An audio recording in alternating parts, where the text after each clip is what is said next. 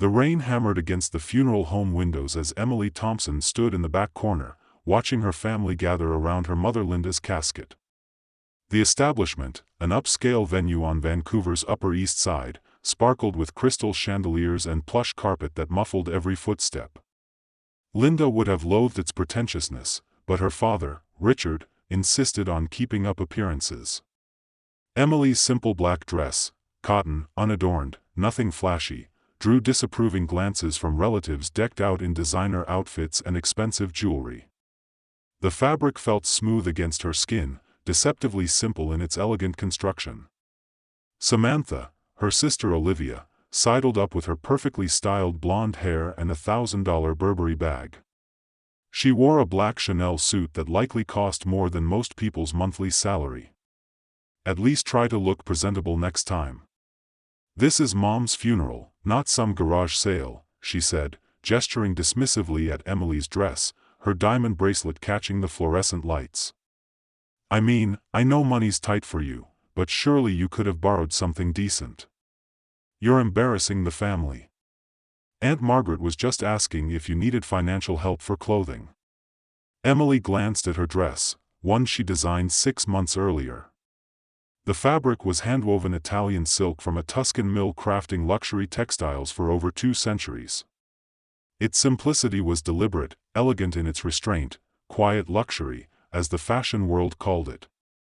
But Olivia saw only what she wanted, her younger sister, the family disappointment, too poor to dress appropriately.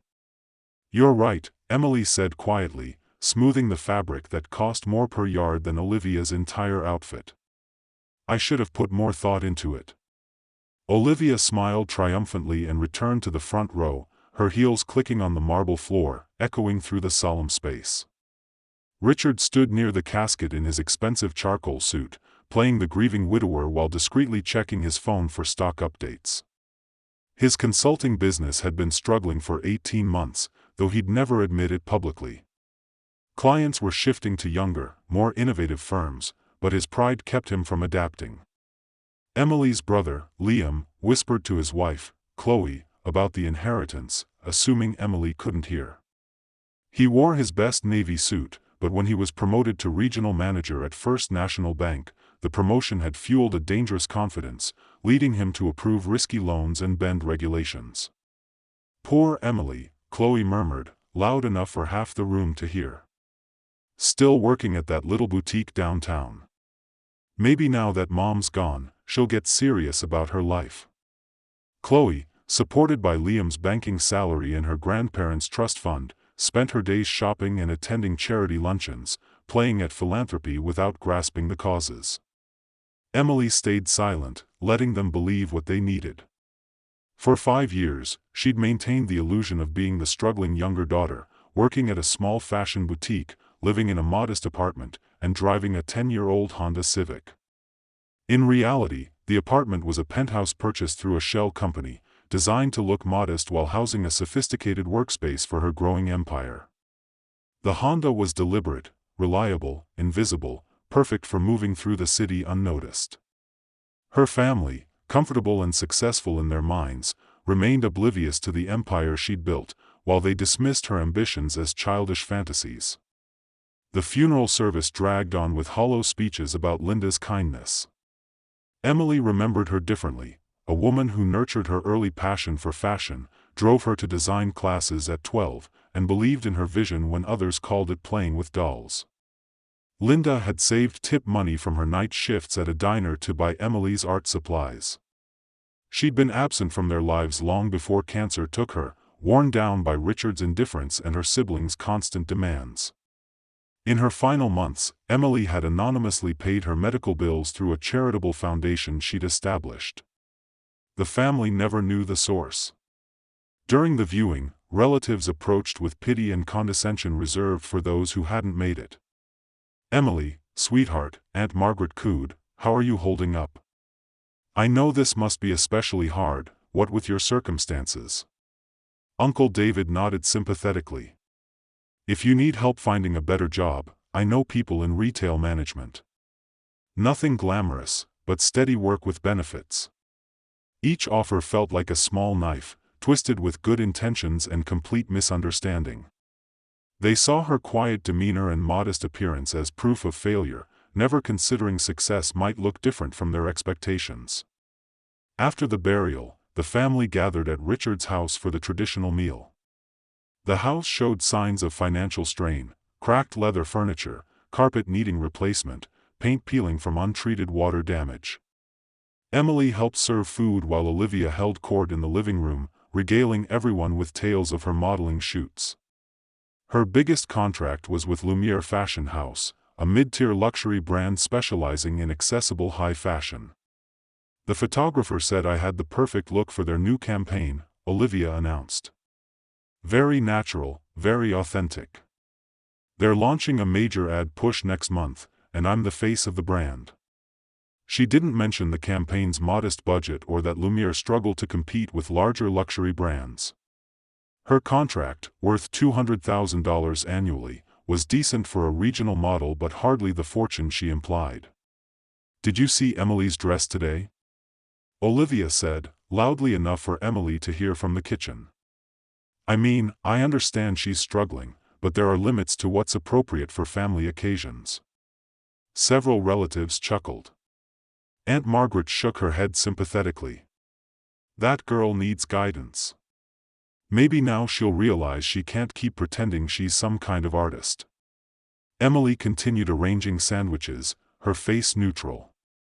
The sandwiches came from an expensive catering company. She'd anonymously paid for the entire reception, knowing Richard couldn't afford the spread the family expected but would never admit it. Let them talk. Tomorrow, everything would change. The next morning, Emily sat in her real office, not the tiny boutique where she maintained her cover, but an executive suite on the 42nd floor of the Meridian Tower downtown. Her corner office offered panoramic city views with custom-designed furniture by Italian craftsmen who served European royalty. Floor-to-ceiling windows framed the cityscape like living artwork. Her assistant, Sophie, brought coffee in a cup costlier than most people's monthly rent, sourced from a Jamaican plantation producing less than £1,000 annually. "The termination papers are ready, Miss Thompson," Sophie said, placing a leather folder on the desk. A London School of Economics graduate fluent in 4 languages, she continued, "Olivia Bennett's exclusive contract with Lumiere Fashion House, effective immediately." Emily reviewed the documents. Olivia had no idea Lumiere was one of 17 brands under her umbrella company, Apex Fashion Group. The termination, crafted by her legal team, cited creative differences, vague enough to avoid lawsuits, damaging enough to make other agencies hesitant. In modeling, reputation was everything, and unexplained terminations raised career-ending questions. Also, Sophie added, "The financial team prepared reports on your family's situations. Your father's consulting firm is 3 months behind on office rent, facing eviction. Your brother's bank is under federal investigation for loan irregularities with potential criminal charges. Olivia has been using her modeling income to cover significant credit card debt." Emily nodded, unsurprised. While they'd criticized her lack of ambition, she'd quietly observed their struggles. Richard's business had been declining for 2 years, his pride costing him 3 major clients to younger firms. Liam had approved questionable loans for friends and family, prompting a federal investigation that could lead to fraud charges. Olivia, living beyond her means, owed nearly $60,000 across 8 credit cards. Her phone buzzed with a text from Olivia, "Just got to my shoot. This Lumiere contract is going to change everything. Maybe I can finally help you get a real job. Love you, sis." Face blowing a kiss. Emily smiled and set the phone aside. In 3 hours, Olivia would learn her contract was terminated. In the small, gossip-driven industry, word would spread, making new representation difficult. But Emily wasn't acting out of cruelty. Her family needed to face reality, their reality and hers. At 2:47 p.m., her phone exploded with calls. First, Olivia, hysterical and confused. Then Richard, demanding if she was connected to Olivia's career troubles. Then Liam, convinced she was involved in his bank's investigation. She let them go to voicemail, listening with fascination as their panic revealed more about their true circumstances than years of casual conversations. Instead of returning calls, Emily headed to where it all began, her mother's boutique downtown, the same shop where she maintained her cover, pretending to be an employee helping customers find affordable clothing. The boutique sat on prime real estate in the Arts District, a narrow storefront between a trendy coffee shop and an art gallery. Most saw it as a quaint, barely profitable business. They didn't know she owned the entire block, including the coffee shop, gallery, and 6 other buildings through shell companies. She unlocked the door and stepped inside, breathing in the familiar scent of fabric and possibility. This was where she tested early designs, learned what customers wanted, and built the foundation of her empire. The boutique's modest profits were negligible compared to its value as market research. Her phone rang, Olivia, for the 6th time. "Samantha, please, I need to talk. Something terrible happened. Lumiere terminated my contract out of nowhere. They won't tell me why, just creative differences. I don't understand what I did wrong." Her voice was shaky, desperate, likely the first time her looks and charm hadn't fixed a problem instantly. "I'm sorry to hear that," Emily said. "These things happen in fashion. But I need this job. I have bills, payments. Maybe you could ask around. You work in fashion, right? Maybe someone at your little boutique knows someone." Her little boutique. If only Olivia knew the woman she dismissed owned Lumiere, Meridian Designs, Apex Luxury, and manufacturing facilities in 12 countries. "I'll see what I can do," Emily said. "Thank you. And Samantha, I'm sorry about what I said at the funeral. I was upset and took it out on you. That wasn't fair." For a moment, Emily heard the sisters she'd grown up with before success and competition drove wedges between them. But the apology stemmed from need, not true understanding. That evening, Richard called. "Samantha, we need to talk. There are complications with the business. I might need to borrow some money to cover expenses while I sort things out." "How much?" Emily asked. "Maybe $20,000. Just temporarily. I know you don't have much, but if you could take out a loan." She'd spent more than that on the dress she wore to Linda's funeral, the cheap dress Olivia had mocked. "I don't think I can arrange that kind of money," Emily said. "Right, of course," Richard replied, defeat in his voice. Admitting financial failure to his youngest daughter was devastating for a man whose identity hinged on being the successful patriarch. The next day brought more calls. Liam needed legal representation. Olivia had been dropped by her agency and faced eviction. Richard's business teetered on bankruptcy. They all turned to Emily, the family failure, expecting nothing but hoping for small miracles. She decided it was time for a family meeting. "I've rented a conference room at the Meridian Tower," she told them. "We need to discuss some things face to face." "The Meridian Tower?" Richard sounded impressed. "Isn't that expensive?" "I know someone who got us a discount," Emily replied. Saturday afternoon, her family gathered in Conference Room A on the 42nd floor. The room was a masterpiece of corporate design, floor-to-ceiling windows with panoramic city views, a polished mahogany table, leather chairs, and a wall-mounted display system. They looked uncomfortable in the sleek space. Olivia had traded her designer outfits for jeans and a sweater. Richard and Liam wore their best suits, projecting success as their worlds crumbled. "Thank you for coming," Emily said, standing at the head of the table. "I want to discuss our family situation honestly." "If this is about money," Richard interrupted defensively, "we don't expect you to solve our problems. We know you're doing your best with limited resources." "Actually," Emily said, "I want to show you something." She activated the display screen, pulling up the first slide, Apex Fashion Group's corporate structure, 17 brands, 43 retail locations across North America and Europe, manufacturing partnerships on 4 continents. "This is my company," she said simply. The room fell silent. Olivia stared at the screen with growing recognition, having coveted pieces from several brands. "I don't understand," Liam said slowly. "This looks like a multi-billion-dollar corporation." "That's because it is," Emily replied. "Current valuation is approximately $2.8 billion. She clicked to the next slide, financial performance over 5 years, with 37% annual revenue growth, profit margins exceeding industry standards, and market expansion turning unknown brands into household names. "The boutique downtown is my first location.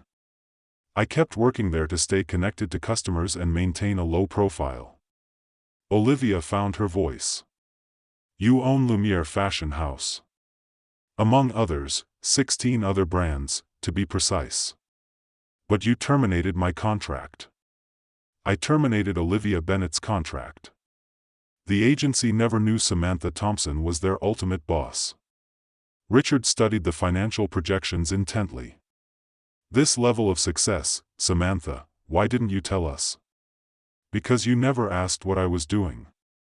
You saw what you expected, the struggling youngest daughter, the family disappointment." She clicked to the next slide, detailing her family's financial struggles, Richard's failing business, Liam's legal troubles, Olivia's debt crisis. "I've watched you struggle with problems I could solve with a phone call. But you were so convinced of my limitations, you never considered I might be capable of more." Silence enveloped the room. Finally, Olivia spoke, barely above a whisper. "At Mom's funeral, that dress. It was from my most recent collection," Emily said. "Handwoven Italian silk, custom designed. Retail value around $12,000 if it were for sale." Olivia covered her face. "I told you it looked cheap. You told me what you believed, based on your assumptions about my life." Liam scrolled through his phone. "Samantha, this says you're the youngest person to build a fashion empire of this scale. Forbes calls you the invisible titan." "Forbes featured me 6 months ago," Emily said. "None of you mentioned seeing it." "We don't really read Forbes," Richard admitted.